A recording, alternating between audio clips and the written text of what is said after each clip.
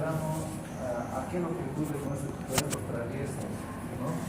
Los espermatozoides, que habíamos hablado en el capítulo 81. Y en el capítulo 81 nos decía que los espermatozoides estaban adormecidos, estaban poco móviles cuando estaban almacenados en el epidídimo.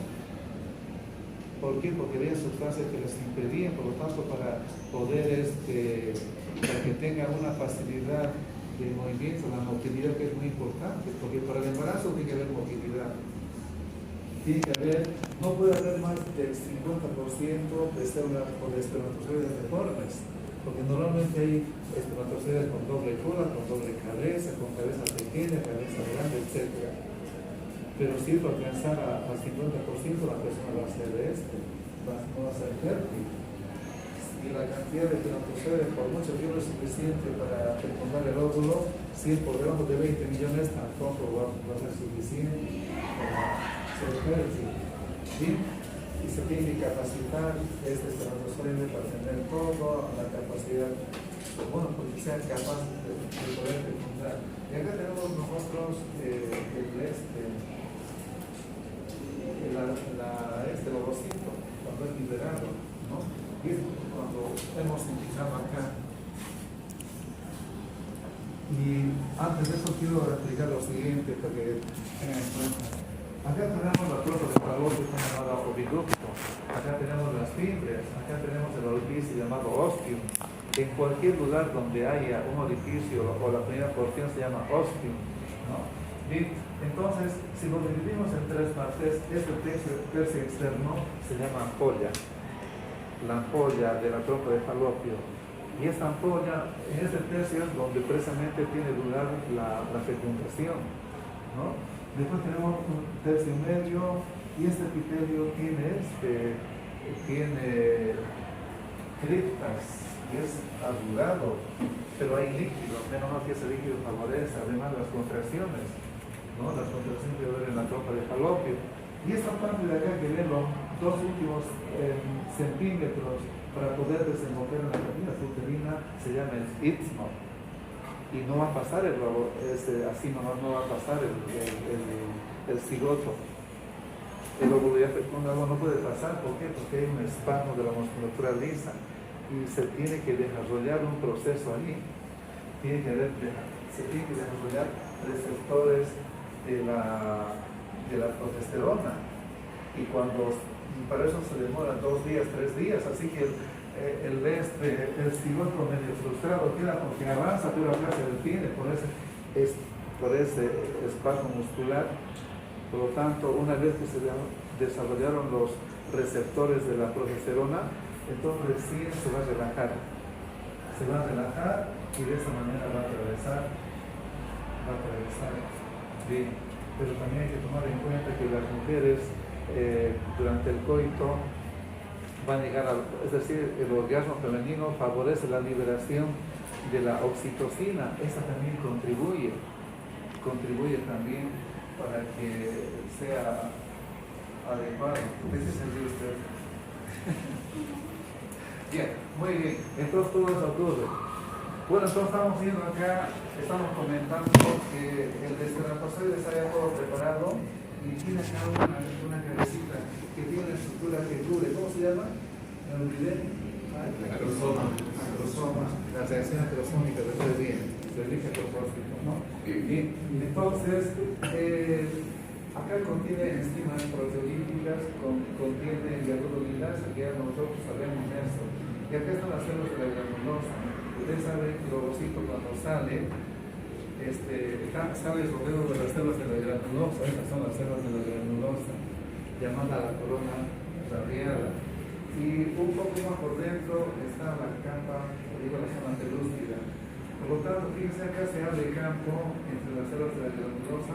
Estos espermatozoides penetran bastante porque contiene hialuronidasa que va a degradar los proteoglucanos que son, se puede decir, estructuras de unión entre las células de la granulosa. Entonces va a llegar a la zona pelúcida y van a penetrar, porque acá sí va a liberar todo lo que contenía, ¿no? O sea, esas enzimas proteolíticas Y de esta manera, fíjense ustedes, va a ir atravesando y va a atravesar. Y la cabecita o el núcleo de espermatozoide penetra. Una vez que haya penetrado la cabecita, esto va a aumentar el volumen. ¿Para qué? Para formar el pronúcleo masculino. Pero justo cuando acá penetra el espermatozoide, se queda la cola afuera. Entonces, esta célula sufre la segunda división meiótica, el ovocito. Entonces va a formar el segundo cuerpo polar que se va a eliminar, ¿no? Y entonces ahí tenemos el pronúcleo femenino que tiene 23 cromosomas y el pronúcleo masculino que tiene también 23 cromosomas. Se fusiona y va a formar entonces el cigoto. Es decir, que el ovocito se va a fecundar. Y luego estos cromosomas se alinean para luego unirse y formar los 23 pares de cromosomas y darán lugar al nacimiento, a la fecundación, a la formación de un nuevo ser. Bien, pero para que no entre más espermatozoides, va a haber una reacción hematopoietic donde acá se acumula un poquito más de este, se energiza y se acumula sodio, y eso favorece que otros gránulos puedan cambiar la estructura, la consistencia de esta pared, que sería la zona pelúcida, aplicada de la CP3, que nos dejó ahí. Entonces, de esta manera, acá se ve bien, no puedo ver bien. Entonces, de esa manera ocurre lo que se llama la fecundación. Entonces, la fecundación, hemos indicado que ocurre ¿dónde? ¿Cómo se llama esta estructura? El pez externo. Muy bien, la ampolla. No se olviden eso. ¿Dónde tiene lugar la fecundación? En el istmo, en la ampolla. Bueno, puede ser en cualquier lugar, ¿no? Pero generalmente es en la ampolla. Bien. Luego, entonces, va a ser su recorrido, va a progresar, ¿no? Sabemos que la progesterona tiene una función secretora, es decir, que va a haber mayor fluido acá, gracias a la progesterona facilita, y también las contracciones ahora sí van a ser buenas, porque antes de eso habíamos visto que el líquido seminal contenía prostaglandinas y que favorecían que el espermatozoide, una vez depositado a todos los espermatozoides, puedan desplazarse de manera rápida, en pocos minutos, gracias a estas contracciones. Se dice 5 o 10 minutos, aunque normalmente se dice que es de 4 milímetros por minuto, ¿no? Bueno, entonces de esa manera va a llegar el espermatozoide acá y va a fecundar como hemos indicado, y de acá comenzarán a proliferar las células. Este es un cigoto. Y este cigoto, a pesar de las crestas, de la irregularidad, todo ello, va a ese epitelio ciliado que se bate, ¿no? O basen también se dice, ¿no? Nosotros hemos empleado el término de batido en los cilios del aparato gastrointestinal, del aparato respiratorio, perdón. Acá también va a haber un barrido o un batido de estos cilios para favorecer el traslado. Entonces acá va a aumentar el número de células. Serán 2, serán 4, 16, 32. Y cuando lleguen a una fase de 32 van a adquirir el aspecto de una mórula, por eso se llama la mórula, ¿no? Y luego ya sabemos que acá va a haber, en el istmo va a haber un espasmo de la pared del músculo de la trompa de falopio en esos 2 últimos centímetros, ¿no? Ese no permite el ingreso porque demora, hasta acá demora 3 días, 4 días, hasta 5 se dice, ¿no? Entonces una vez que se formaron los receptores de la progesterona, entonces se relaja y va a ingresar a la cavidad uterina. Acá ya lo tenemos ya, seguramente se va a ver bien. Ahí podemos apreciar todo eso. Acá en este lado, acá en el lado derecho y en el izquierdo, así que uno se puede confundir, ¿no? Porque muchas veces el cerebro aprende solamente a un lado, yo aprendo a este lado, pero no viendo al otro lado ahora. Bien, entonces una vez cuando estaba haciendo turno en la clínica Siganí, a las 3 de la mañana llegó una señora con un dolor intenso, ¿no? Sus reglas estaban bien, pero estaba embarazada de ella, ¿no? Le dolía demasiado, así que yo dije, será una apendicitis de Paperín, le pregunté su regla, me dice 2 meses que decían Jesús, todavía pedí ecografía. con la geografía apenas nos dimos cuenta de que era un embarazo ectópico. Pero como digo, presentaba cólicos, ¿no? Tuve que llamar al ginecobstetra para que haga tratamiento. Muchas veces con metotrexato, 25 miligramos, pero lo que hacía es oxantrolona, ¿no? La histerectomía, lo que hacíamos, ¿no? Y entonces, ahí tenemos la cavidad uterina.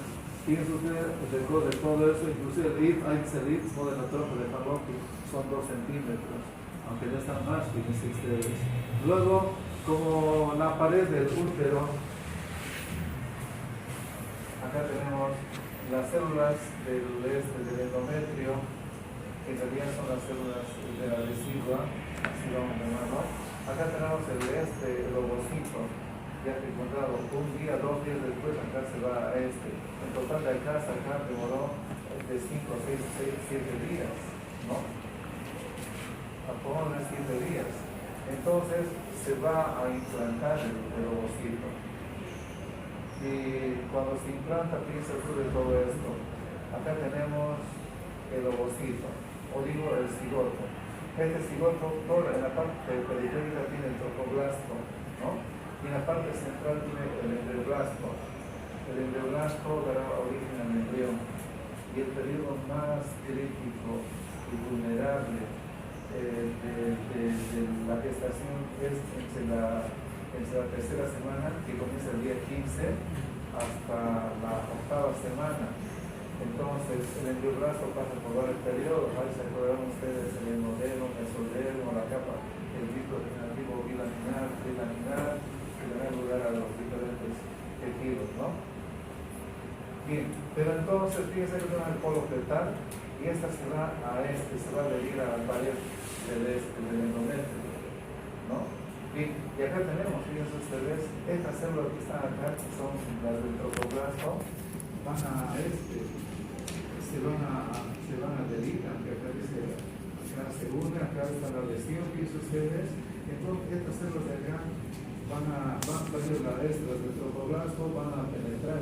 Son 2 tipos de células. La primera se llama sincito tropoblasto. Estas células sincito tropoblasto son muy importantes, porque estas células van a producir las 4 hormonas que hemos indicado.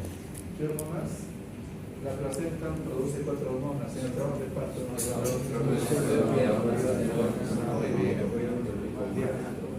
Dos hormonas sexuales, estrógeno y progesterona. Cuando el cuerpo lúteo ya no puede, entonces esa es la que se va a quedar en mayor cantidad y a lo largo de todo el embarazo. Después está la gonadotropina coriónica humana, ¿no? Que se va a formar a partir del 9º día. Es decir, estas células sincitotropoblásticas, si el día 14, aunque puede ser antes o después, si el día 14 fue de la ovulación, tomamos en cuenta 8 días más, ¿cuánto sería? 22. El día 22 ya se puede trozar, o el día 23 ya se puede trozar el nivel de la gonadotropina coriónica. Antes que le llegue su regla, que es el día 28, ¿no? Entonces, se puede hacer un diagnóstico precoz antes de que venga la regla. Pero eso es más preciso determinando la subunidad beta, porque también hay subunidad alfa. Y la alfa es muy parecida a la luteinizante y a otras hormonas, por lo tanto puede prestarse a confusión. Por eso se determina la subunidad beta. ¿Y cuándo se dice que es embarazo? Mayor a 5. Muy bien, mayor a 5. Miliunidades internacionales por ml. Si es menor a 4 o si es menor a 5, no. Eso manejen bien, porque hay muchas mujeres que quedan con dudas, ¿no? Eso es lo que respecta a un diagnóstico cuantitativo. Y si es cualitativo, pues o positivo o negativo. Pero mejor es la otra, es más precisa. Bien, entonces fíjense ustedes, acá tenemos las células del sincitotropoblasto y estas son las encargadas de poder licuar o de poder digerir a estas células del endometrio. ¿Para qué? Para obtener todo lo que estaba acumulándose ¿Qué se acumulaba? Los nutrientes. Entonces, muy bien, la glucosa, en este caso había mucho glucógeno, lípidos para nutrir. Por lo tanto, el embrión se nutre de esto, gracias a las células del citotropoblasto. Luego estas se van a prolongar y van a formar cordones, y le van a seguir otro tipo de células llamadas las del citotropoblasto. Acá no se menciona, tampoco es necesario que lo sepan, pero sí las células del citotropoblasto. Porque ya sabemos que a partir del octavo o noveno día después de la ovulación puede ya dosarse esta hormona y se va a formar bastante. Y esta hormona va a hacer muchas cosas, inclusive en la vida fetal, 2 meses antes o un poco más tal vez, la gonadotropinas corriente humana estimula a células intersticiales del testículo para formar ¿qué?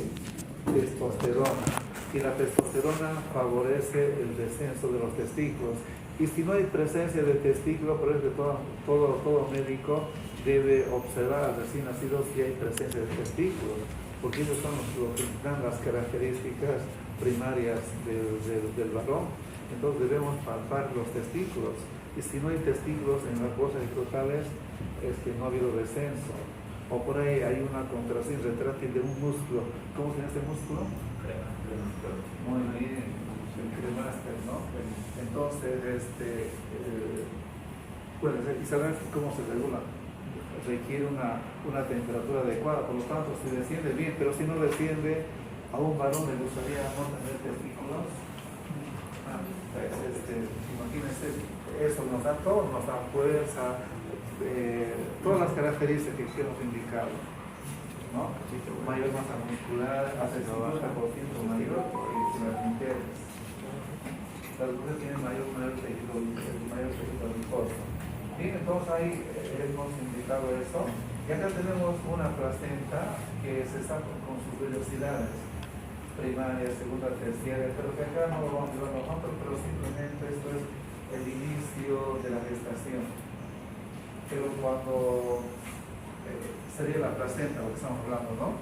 Pero ya cuando estamos al final del embarazo, fíjense ustedes, tenemos una placenta bien conformada, bien organizada, ¿no?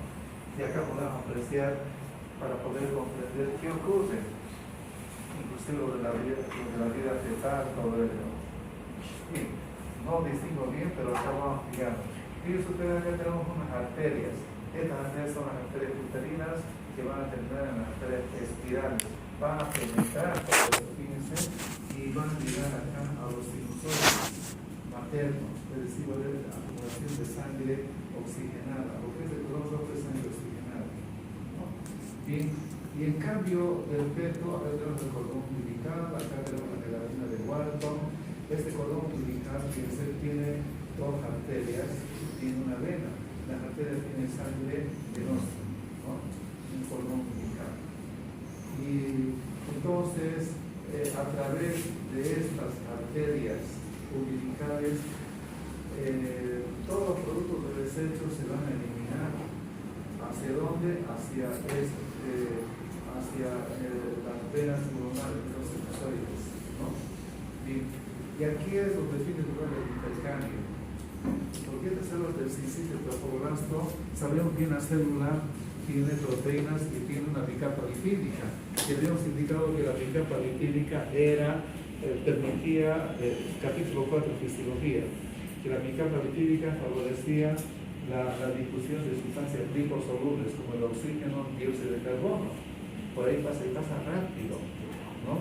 Por eso que esta placenta va a favorecer la difusión del oxígeno al feto. El feto tiene una presión parcial de oxígeno de 30, ¿no? En cambio, la presión parcial de la sangre materna es 50.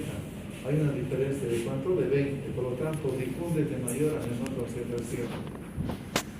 A eso llamamos nosotros gradiente de presión. Y para no complicar diciendo gradiente de presión, mejor diré diferencia de presión. Y esa diferencia de presión hace que pueda difundir y difunde con facilidad para el oxígeno, ¿no? Porque la placenta, cuando vimos anteriormente, cuando vimos ahí, tenía una capa gruesa, era poco extensa. En cambio acá las capas se adelgazaron. Es bien delgadita las capas, por lo tanto hay mayor difusión.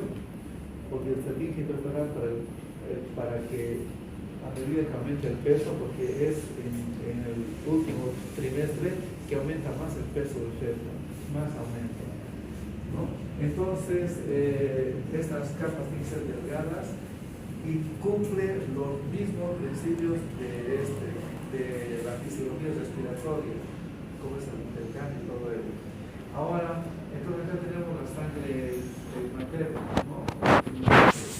Y acá tenemos, fíjense, estos son los llamados cordones, y estos se van a infiltrar, y acá va a ser una capa delgadita, esas son las células del citoplasma, las que se ven infiltrar están penetrando, y dentro de ellas se encuentra el mesénquima y los vasos sanguíneos. Ahí fueron la velocidad primaria, secundaria, que decía que es un examen. Pero, como ya tenemos acá nosotros, la parte fetal, esta es la sangre fetal y esta es la sangre materna. Por lo tanto, el oxígeno también, bueno, hemos explicado el oxígeno, que va de la sangre materna a la fetal, ¿no? Y va a entrar por las venas umbilical. En cambio, todos los productos de desecho, como es el dióxido de carbono, entre ellos, el dióxido de carbono va a ir, acá también tenemos, ¿no? El dióxido de carbono va a ir de la sangre fetal hacia la sangre materna. ¿Por qué? Porque la diferencia de presión acá ya es menor. Hemos visto en fisiología 1 que la difusión del dióxido de carbono era 20 veces más rápido que el oxígeno, ¿no? Su difusión, la velocidad con la que fluye. En cambio acá, por eso que la diferencia ya no es de 20, la diferencia es de 2 a 3 milímetros de mercurio, entre la presión parcial del dióxido de carbono del feto, que es mayor, y de la madre, que es menor. Y los demás nutrientes también, hay otros nutrientes importantes que se van a conocer los productos finales del metabolismo. Estos productos serían urea, creatinina, ácido úrico, también la glucosa, pero la glucosa se transporta por difusión facilitada, ¿no? Hemos indicado que la somatotrofina coriónica produce una menor reducción de la insulina, ¿no? De la sensibilidad de los tejidos de la insulina. Y así de esta manera entonces el niño recibe toda la nutrición de la placenta. Y debo recordar, porque algunos estudiantes me preguntan todavía, doctor, ¿y el feto respira en el útero? No respira. Están comprimidos, la presión a nivel de las venas es bastante elevada, ¿no?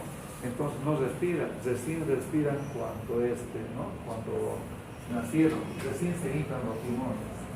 Y va a respirar gracias a la presencia de un componente. ¿Cómo se llama ese componente que favorece y reduce la tensión superficial? Muy bien, surfactante. ¿Dónde se produce? En el neumocito tipo 2. Bien, muy bien. Entonces, en los neumocitos tipo 2 también van a células epiteliales alveolares tipo 2. Eso favorece, ¿no? Por eso el niño tiene un llanto vigoroso. Pero si no habría, si el niño naciera, porque ¿a partir de qué tiempo se forma? Fisiología 1, acuérdense, ¿a partir de qué mes se produce el surfactante? Ya, más o menos, ¿no? 7 meses, 6 meses, 7, un poquito menos, 6 meses, 7 meses. Pero dependiendo también de algunos, ¿no? Bien, y por eso que cuando el paciente tiene la paciente tiene algún riesgo de perder el embarazo o de que se adelante el trabajo de parto, tiene que haber una maduración acelerada. Utilizan betametasona, utilizan un antiinflamatorio por ahí también llamado indometacina, etc. ¿Sí? Entonces, tiene que saber el paciente si tiene ese problema, o si tiene ruptura prematura de membranas, también un riesgo, ¿no? Tienen que estar en sala de alto riesgo, bien controlada, en reposo. Y ahí la que tiene que ver mucho es la progesterona, porque la progesterona tiene que impedir las contracciones. Los estrógenos favorecen las contracciones, pero la progesterona la mantiene relajada, por eso se llama la hormona de la maternidad, porque promueve precisamente esto, la relajación uterina, ¿no? O sea, reduce la contracción cardíaca, o digo la contracción miocárdica. Creo que hemos hablado de todo esto. Ahora vamos a hablar sobre sobre la placenta. Estoy muy atrasado, creo.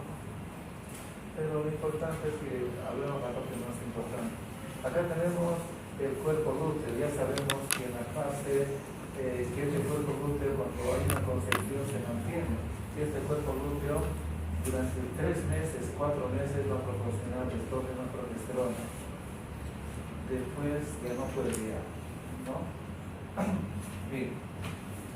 Pero entre tanto la placenta acaba madurando y tiene una capacidad enorme de poder producir mayor cantidad de estrógenos y progesterona. Por eso sube bastante el nivel, como verán acá ustedes tienen sus sedes.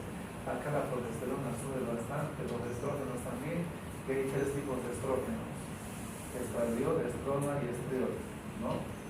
La que tiene la más potente es el estradiol, es 12 veces más potente que la estrona y 80 veces más potente que el estriol. Por lo tanto, el estradiol es 17 veces estradiol. El estradiol es el más potente, ¿no? Bien. Acá tenemos, eso ocurre durante el embarazo y es con las reglas o cuando la mujer no gesta. Volvemos a lo otro. Entonces ya tenemos, fíjense ustedes, que hemos indicado que al 8º día después de la ovulación se produce la gonadotropina coriónica humana.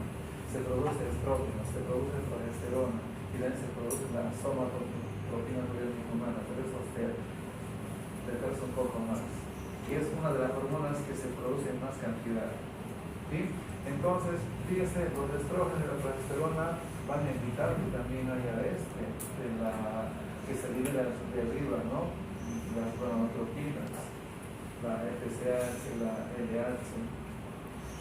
Bien, entonces acá tenemos la implantación, cómo la progesterona va preparando tanto la secreción del tubo, o digo de ¿cómo se llama, no? La polla, la tropa de Fagotto, o Viductus, ¿no?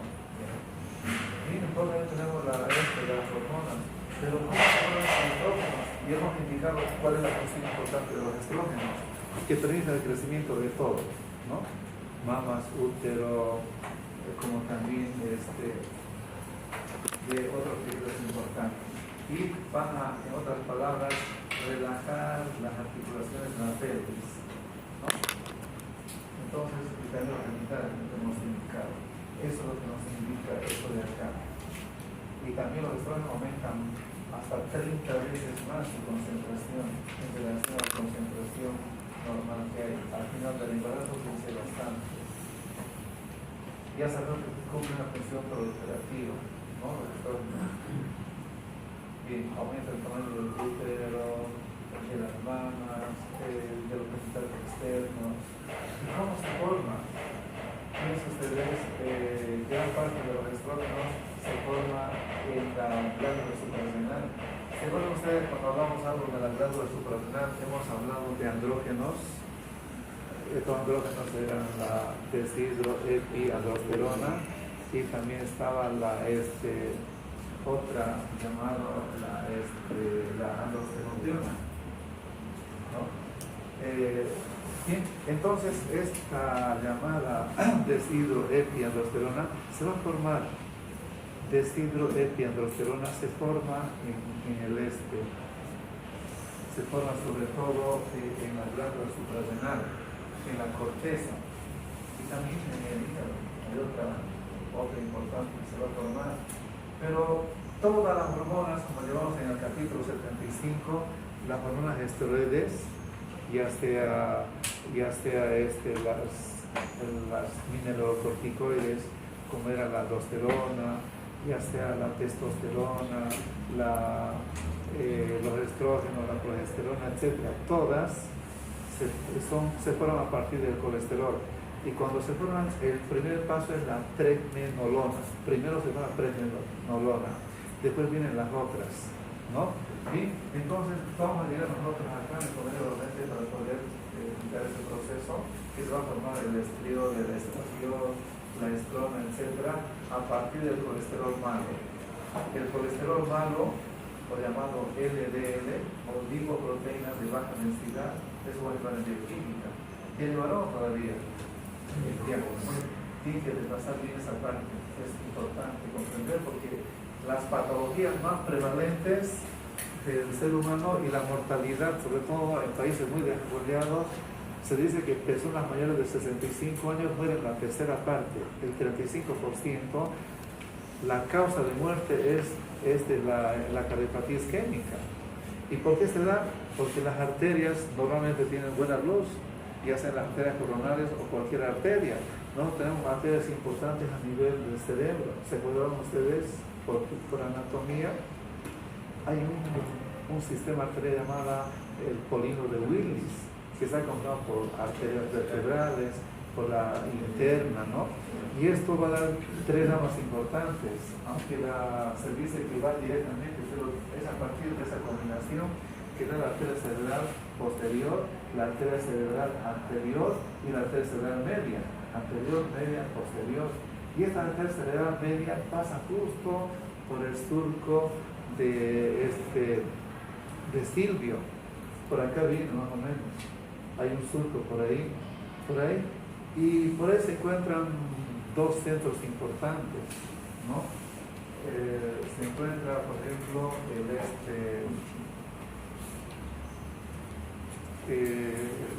su nombre es área, el área de Broca y el área del otro, Wernicke. El de Broca es en la parte anterior, la parte motora. Todo lo que nosotros hablamos, toda la articulación es por esa área. Entonces, si esa área queda, como está irrigada por la arteria cerebral media, entonces el paciente puede quedar sin habla. Cuando la presión sube demasiado, puede provocar, si esta es la arteria, y si las arterias, ustedes saben que las arterias, sobre todo en los diabéticos y los hipertensos, tienen bastante formación de placas de ateroma. Y las placas de ateroma consisten en el depósito de colesterol malo por debajo del endotelio, ¿no? Esto paulatinamente, de manera progresiva, va aumentando si la dieta no se controla. Entonces, acá aparece, fíjense, aparece ahí una placa, esa placa va creciendo, y puede ser al contorno también reduciendo, y es de forma irregular. A veces me asustan ya los ruidos, porque me ha pasado justo en sala de parto, no sé si ve con ustedes, se me han desmayado. Un estudiante, la otra vez la semana pasada, y se me ha pasado el avión, no sé con quién se ve que el trabajo de parto, ¿por qué precisamente en sala de trabajo de parto? ¿No? Y suena así que están bien y de pronto está. Bueno, ocurre eso. Por ejemplo, cuando estaba haciendo niño de provincia de Pacaní, había un estudiante que era, había vivido en la Argentina, era bien hablador, demasiado, una verborrea tremenda tenía, joven, y un día le toca llegar a la emergencia, ¿no? Yo lo conocí de cuando llega a la emergencia y tenía él, digo, bien estresado, y me dice, don Pablo, mi sangre no circula. Bueno, agarré la aguja para colocar, quiere ser una sutura. Vio la aguja que estaba cargando y se desvaneció. O sea, solamente viendo la aguja, ¿no? Entonces, a ver si impresiona, ¿no? Bueno, entonces estábamos en eso, ¿no? Me iba a poner los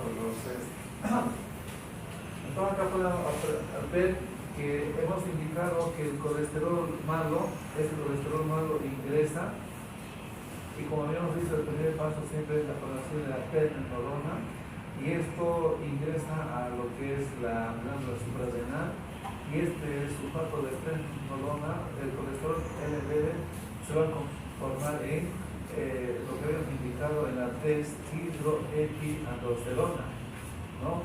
Y esa fracción de una sulfatasa va a convertir, fíjense ustedes, en verdad que hay una deshidroepiandrosterona.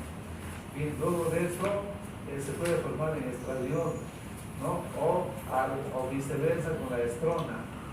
Y muchas veces acá tenemos otra hormona que es la 16-hidroxi-deshidroepiandrosterona, ¿no? Eso. Y de esa manera entonces se van a formar, fíjense ustedes, estos estrógenos. Entonces los estrógenos se forman así con esa potencia que hemos indicado. Por eso es importante conocer el nivel de hormonas, porque cuando una mujer llega, cuando el ovario evoluciona hasta los 40, digo 45, 48, 50 años, ocurre la menopausia, y cuando hay menopausia ya estos ovarios que formaban gran cantidad de estrógenos ahora sí ya no forman, ya no hay protección cardíaca, ya no hay protección ósea, es decir, hay otros factores que pueden activar, ¿no? O sustituir la progesterona, se puede, ¿no? Pero en problemas de cáncer o que tenga alguna persona algún problema no es conveniente. Bien, entonces las personas pueden hacer osteoporosis, porque vamos a hablar un poquito en otra ocasión.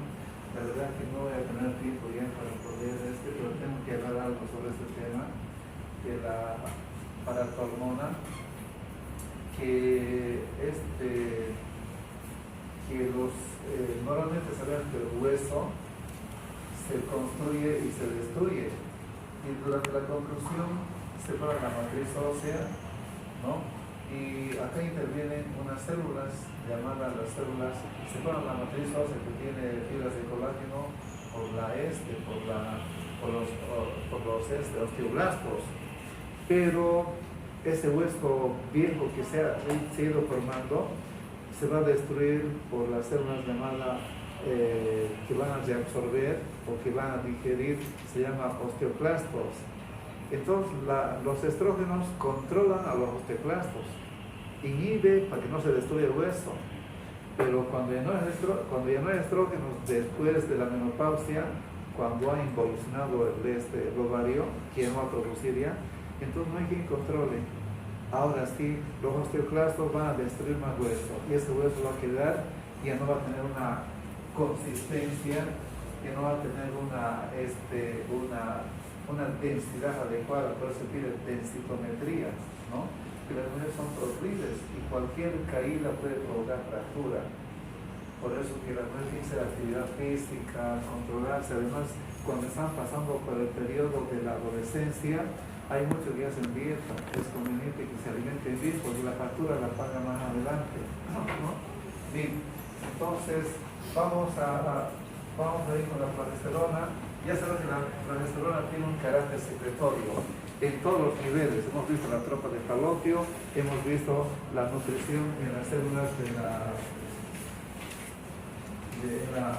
la anidación, en la implantación, y también acá, fíjense ustedes, la progesterona, si bien es cierto que toda la estructura ductal, ese sistema de conductos ductal, el sistema ductal se llama así, donde se ponen por conductos galactóforos, todo eso, y esto es por la progesterona, o digo es por los estrógenos, pero también los estrógenos contribuyen para que estas sustancias secretoras puedan producir, aunque no de manera intensa, pero sí hacen de una manera un sinergismo. Ya saben que es sinergismo, ¿no?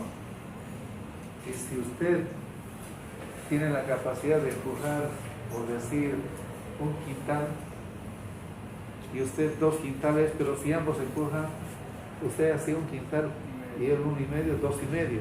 Entonces ya no va a ser 2,5 la fuerza, va a ser más, va a ser 4, va a ser 5, por sinergismo, ¿no? Bueno, entonces cuando hay, en farmacología se habla ese término, sinergismo. Un fármaco a veces potencializa la acción del fármaco por sinergismo. O de lo contrario puede haber un antagonismo. Esos términos que van a aprender seguramente un poco más de farmacología. Bien, entonces fíjense la progesterona. ¿Qué es lo que hace aquí? Acá tenemos un dibujo, aunque aquí podemos mostrarlo más. Ahí. Bien, miren ustedes, acá tenemos un globulillo. Esos son los globulillos. Y en su interior hay unos alveolos. Y estos son los alveolos. Y acá tenemos el alveolo. Este alveolo tiene dos tipos de células. Una se llama células mioepiteliales, las que están en la parte externa, ¿no? Y las otras son células epiteliales que van a producir leche. Por lo tanto, los estrógenos y la progesterona producen leche. Van a inhibir la formación de la leche, ¿no? Eso no se puede. Pero la progesterona le confiere ese carácter secretorio. Es decir, que estas células tengan la capacidad de poder secretar.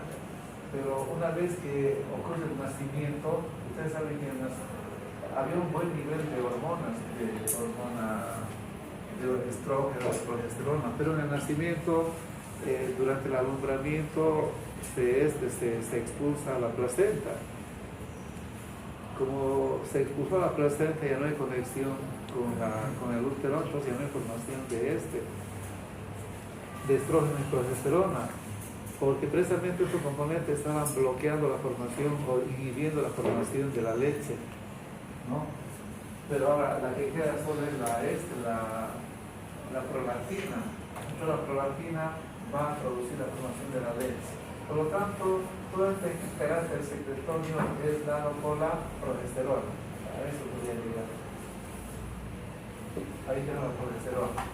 Y vamos a repetir, la progesterona es también una hormona esencial para el embarazo. Además de la secretada en cantidades moderadas por el cuerpo lúteo al comienzo de la gestación, que se lo sabemos, por las células luteicas, la placenta la sintetiza en cantidades enormes, ¿no? Aumentando sus concentraciones 10 veces, es más inclusive, ¿no? Mucho más. Contribuye al desarrollo del producto de la concepción, ¿no? Incluso antes del almiramiento o de la implantación, ¿no? En el endometrio, proporcionando las sustancias nutritivas, que ya lo sabemos, su compañero nos dijo, ¿no? Glucosa o glucógeno, que es la forma de depósito, necesario para el crecimiento e incluyendo la división celular al principio del desarrollo. Prepara junto con los estrógenos a la mama materna para la lactancia.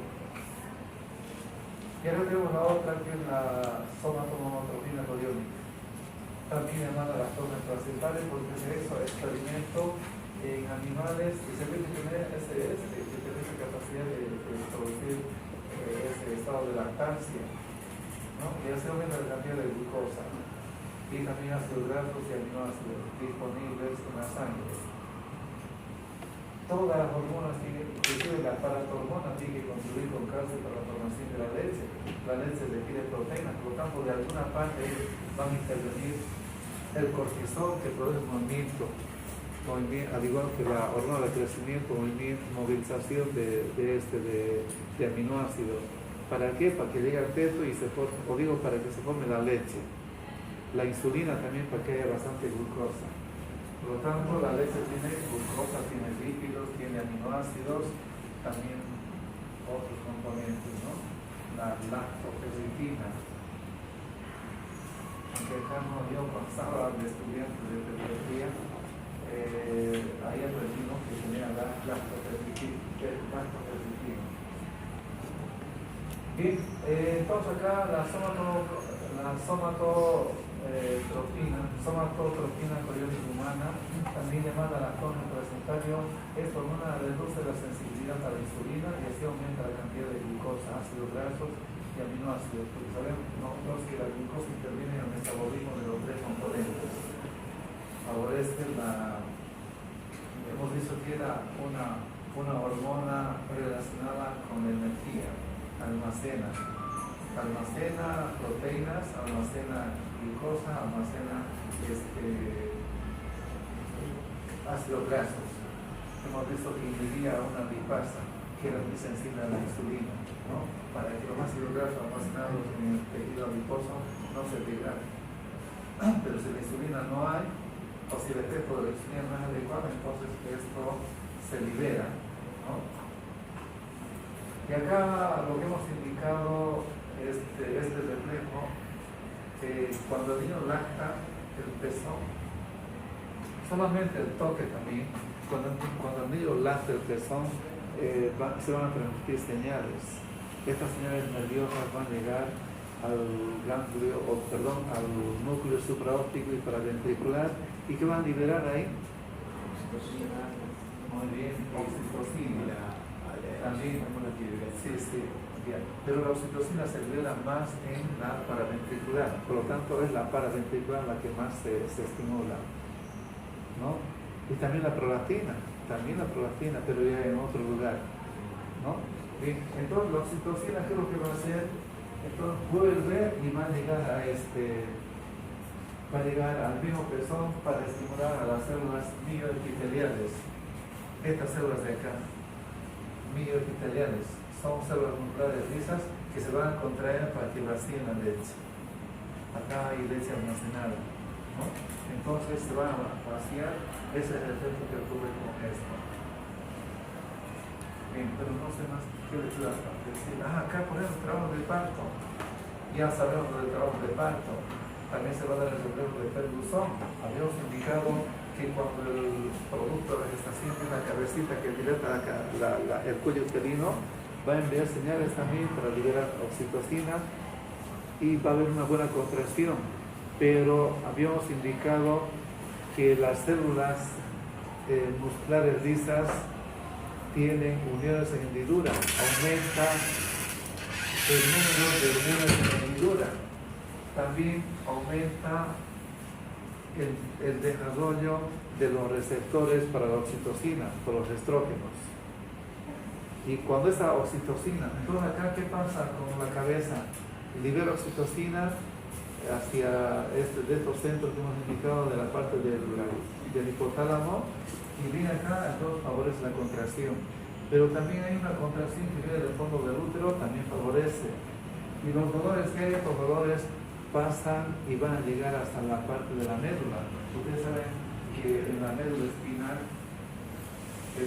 están las motoneuronas, y estas motoneuronas envían señales para que la pared del músculo estriado, de la pared abdominal, se contraiga. Por lo tanto, durante el trabajo de parto hay muchas fuerzas que contribuyen a la progresión del efecto.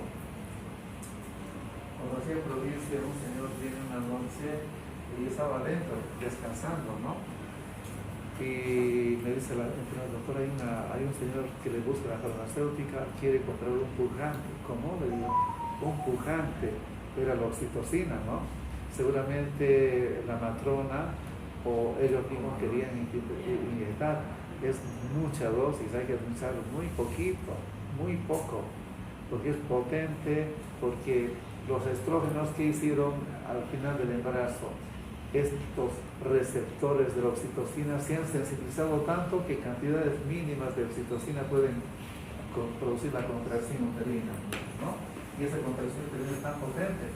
Usted ya sabe que si hay una contracción enérgica y es muy frecuente, entonces la compresión de las arterias uterinas no permite el flujo sanguíneo, va a haber una hipoxia y muerte cerebral, aunque los bebés tienen una capacidad mayor que una persona mayor. No puede tolerar 4 minutos, 3 minutos, pero ya 5 minutos ya produce necrosis, ¿no?